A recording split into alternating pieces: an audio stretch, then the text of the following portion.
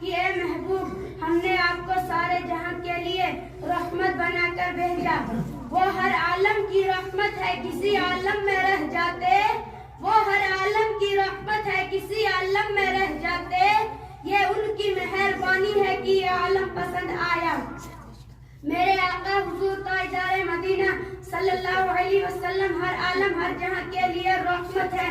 وہ صرف انسانوں ہی کے لیے رحمت نہیں بلکہ وہ حیوانوں کے لیے رحمت ہے, نباتات و جمادات کے لیے رحمت ہے, فرشتوں کے لیے رحمت ہے, جنوں کے لیے رحمت ہے, مسلمانوں کے لیے رحمت ہے, ساری کائنات کے لیے رحمت ہے.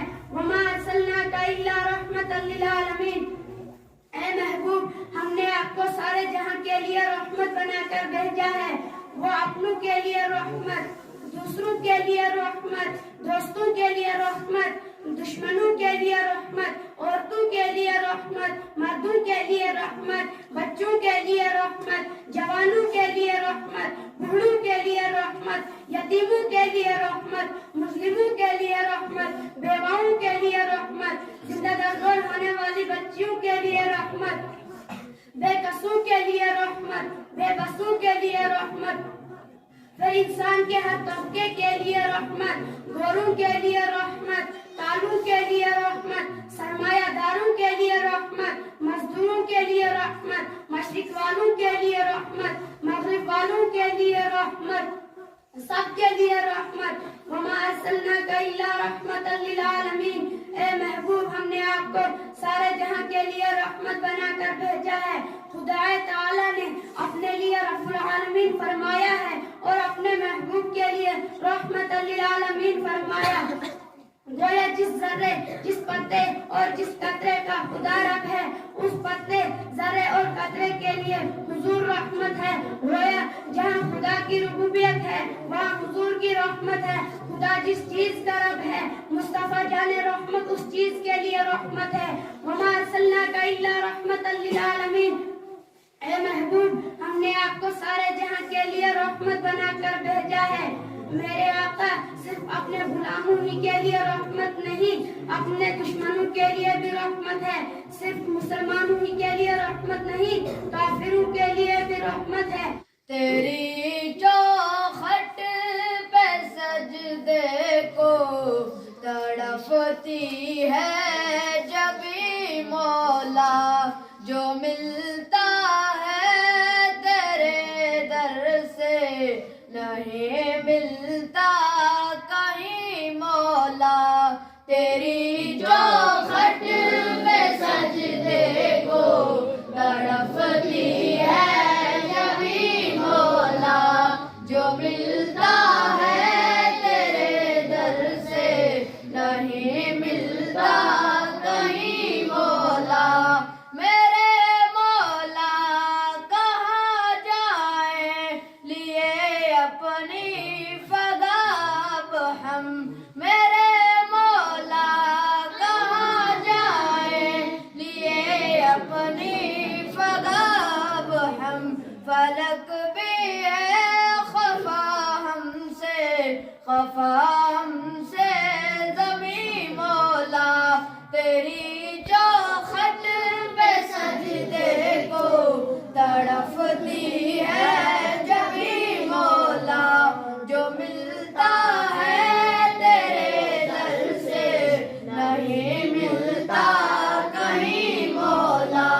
بخیلی نے دخیلا ہے وباؤں میں جہاں سارا, بخیلی نے دخیلا ہے وباؤں میں جہاں سارا.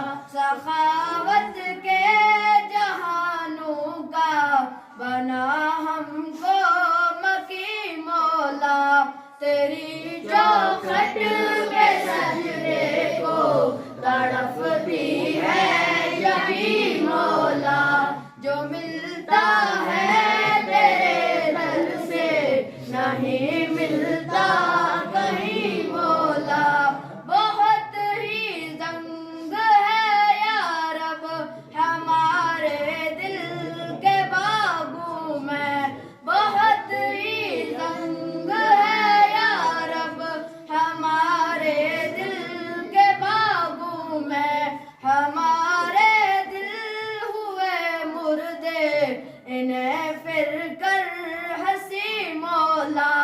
تیری جو خط پہ سجدے کو تڑپتی ہے جبھی مولا، جو ملتا ہے تیرے در سے نہیں ملتا کہیں مولا، چمن کو تو بچا مولا زمانے کی جفاؤں سے، چمن کو تو بچا مولا زمانے کی جفاؤں سے، جفا والوں سے انور کو تو کر دے ہم نشی مولا، تیری جو خط پہ سجدے کو تڑپتی ہے جبھی مولا، جو ملتا ہے تیرے در سے نہیں ملتا کہیں مولا۔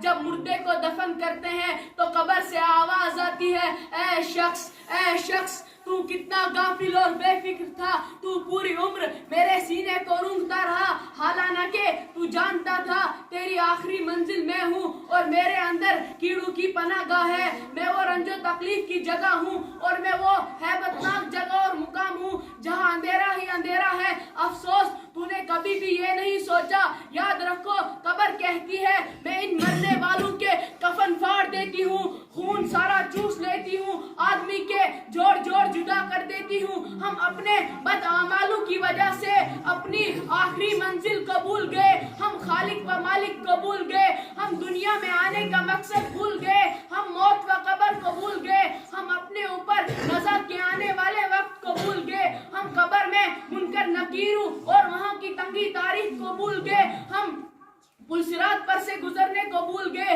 ہم دوزخ کے عذاب کو بھول گئے، ہم اپنی دنیا اور دنیا کے مال خیال کے علاوہ سب کچھ بھول گئے، ہم اپنی دنیا میں مال جمع کرنے کے دلدل میں پڑ گئے۔ اے وہ شخص جو رنگ رنگین اور عیش و عشرت میں پڑا ہو، خدا کی یاد اور اپنے آخری انجام سے غافل ہے، کبھی اپنے عزیز و اقارب رشتہ دار یار دوست کی موت کا نقشہ یاد کر کے سوچ وہ کس طرح مرے، پھر کس طرح ان کے جنازے کو چار پائی پر لیٹا کر مٹی کے نیچے دبا دیا، جو کل بڑی شان و شوکت سے محلوں اور کوٹھیوں میں رہا کرتے تھے۔ ہائے تو نے ان پر کچھ ترس نہ کھایا جو کل تیرے اوپر جی جان کھوتے تھے، تو نے اپنے ہاتھوں ان پر مٹی ڈال دی، اب مٹی نے ان کی شکل صورت کا کیا حال کر دیا ہوگا، بدن کے ٹکڑے ٹکڑے کر دیے ہوں گے، جو کل بڑی بڑی گاڑیوں میں گھومتے تھے آج ویران قبروں میں پڑے ہیں، جو کل تک بڑے بڑے مکانوں میں رہتے تھے آج قبر کے کیڑوں میں رہتے ہیں، جو کل تک بڑی بڑی کرسیوں پہ بیٹھتے تھے آج سانپ اور بچھو میں بیٹھے ہیں، کل تک جن کے پاس بڑی بڑی فوجیں کھڑی ہوا کرتی تھی آج ان کی قبر پر جانور چر رہے ہیں، ان کی آنکھ الگ پڑی ہوئی ہے، ان کے کان الگ پڑے ہوئے ہیں، ان کے ہاتھ الگ پڑے ہوئے ہیں، ان کی ہڈی الگ پڑی ہوئی ہے، ان کا گوشت الگ پڑا ہوا ہے، وہ کبھی اپنی اولاد کو پکار رہے ہیں اور کبھی اپنے رشتہ داروں کو پکار رہے ہیں اور کبھی اپنے ہمسایوں کو پکار رہے ہیں، کوئی ان کی مدد نہیں کرتا، کوئی ان کی قبر پر مغفرت کی دعا نہیں پڑھتا۔ آج آپ اور میں اللہ کے حضور اپنے گناہوں سے توبہ کر کے جاتے ہیں، اپنے رب کو راضی کر کے جاتے ہیں، اللہ سے ایمان کی دولت اور آپ سے رخصتی کی اجازت چاہتا ہوں۔ نبی کا لب پر جو ذکر ہے بے مثال آیا، کمال آیا، نبی کا لب پر جو ذکر ہے بے مثال آیا، کمال آیا، جو ذکر ہے بے مثال آیا، کمال آیا، کمال آیا، نبی کا لب پر جو ذکر ہے بے مثال آیا، کمال آیا، جو ہجر طیبہ میں یاد بن کر خیال آیا، کمال آیا، جو ہجر طیبہ میں یاد بن کر خیال آیا، کمال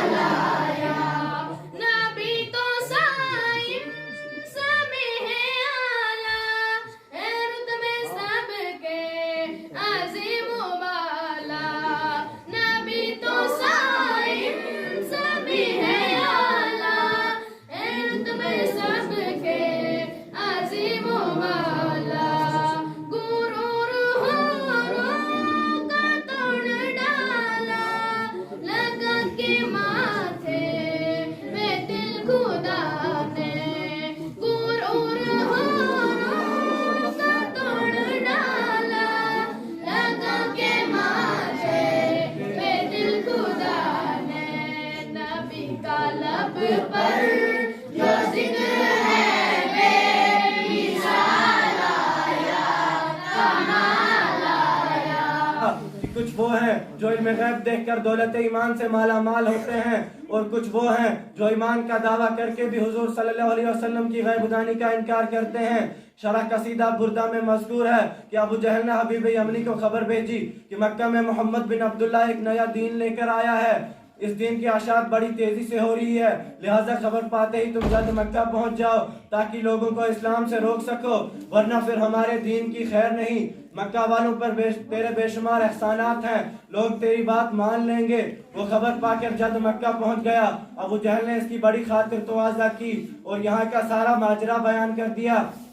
حبیب یمنی نے کہا فیصلہ تو دونوں فریقی کی بات سن کر ہی کیا جا سکتا ہے، میں نے تیری سن لی، اب ذرا محمد صلی اللہ علیہ وسلم کی بھی سن لوں، دیکھ تو لوں ذرا وہ کیسے ہیں اور کہتے کیا ہیں. ابو جہل گھبرا تو گیا مگر کچھ کہہ نہ سکا. حبیب یمنی نے بارگاہ نبوی میں پیغام بھیجا کہ میں یمن سے آیا ہوں اور ملاقات کرنا چاہتا ہوں. حضور صلی اللہ علیہ وسلم کے تشریف لاتے ہی تمام مجلس میں سناٹا چھا گیا، سب لوگ مرعوب ہو گئے، کسی میں لب کشائی کی ہمت نہ رہی. کچھ دیر بعد آخرکار خود ہی رحمت عالم صلی اللہ علیہ وسلم نے فرمایا تم نے ہم کو کیوں بلایا ہے؟ حبیب یمنی گھبرا کر بولا میں نے سنا ہے آپ نبوت کے مدعا ہیں، اگر آپ نبی ہیں تو آپ کا معجزہ کیا ہے؟ فرمایا جو تو چاہے. عرض کرنے لگا جو میں چاہوں تو پھر میں دو چیزیں چاہتا ہوں، ایک تو اس وقت چاند اپنی پوری روشنی پر ہے، آپ اسے دو ٹکڑے کر دیجئے. حضور صلی اللہ علیہ وسلم نے چاند کی طرف انگلی کا اشارہ فرمایا، چاند پھٹ کر دو ٹکڑے ہو گیا. پھر انگلی کا اشارہ فرمایا، دونوں ٹکڑے آپس میں مل کر یکساں ہو گئے. حضور صلی اللہ علیہ وسلم نے فرمایا حبیب یمنی بول دوسری بات کیا چاہتا ہے؟ عرض کرنے لگا حضور آپ خود ہی بتائیں میں دوسری بات کیا چاہتا ہوں. فرمایا سن تیری ایک بے دست و پا لڑکی ہے جس کے نہ ہاتھ ہے نہ پاؤں نہ آنکھ ہے نہ کان، وہ تجھ پر بوجھ بنی ہوئی ہے، تو چاہتا ہے اسے شفا ہو جائے، جا میں نے اسے وہاں شفا بخش دی ہے. حبیب یمنی بے اختیار ہوا اور کانپتی ہوئی آواز میں چیخا اے ابو جہل سن لے، اے امیہ سن لے، اور اے مکہ کے در و دیوار سن لو اور گواہ ہو جاؤ میں صدقے دل سے پڑھتا ہوں لا الہ الا اللہ محمد رسول اللہ صلی اللہ علیہ وسلم، اب سے میں اسلام کا سچا مبلغ ہوں. یہ کہہ کر وہ اپنے گھر خوشی خوشی روانہ ہوا. گھر پہنچا تو رات کا وقت تھا، دروازے پر دستک دی تو وہی بے دست و پا لڑکی دروازہ کھولنے کے لیے آئی. باپ کو دیکھ کر پڑھنے لگی لا الہ الا اللہ محمد رسول اللہ. حبیب حیرت زدہ ہو کر بولا بیٹی یہ کلمہ تجھے کہاں سے ملا اور تو اچھی کیسے ہو گئی؟ جواب دیا میں ایک رات سو رہی تھی مگر قسمت بیدار تھی، دیکھا کہ کوئی چاند سے چہرے والا سیاہ زلفوں والا خواب میں تشریف لایا اور فرمایا کہ بیٹی ہم لوگ مکہ میں تیرے باپ کو کلمہ پڑھا رہے ہیں، لہٰذا تو یہاں مسلمان ہو جا اور پڑھ لا الہ الا اللہ محمد رسول اللہ. چنانچہ جیسے ہی میں نے یہ کلمہ پڑھا صحت جسمانی اور روحانی دونوں نصیب ہو گئے.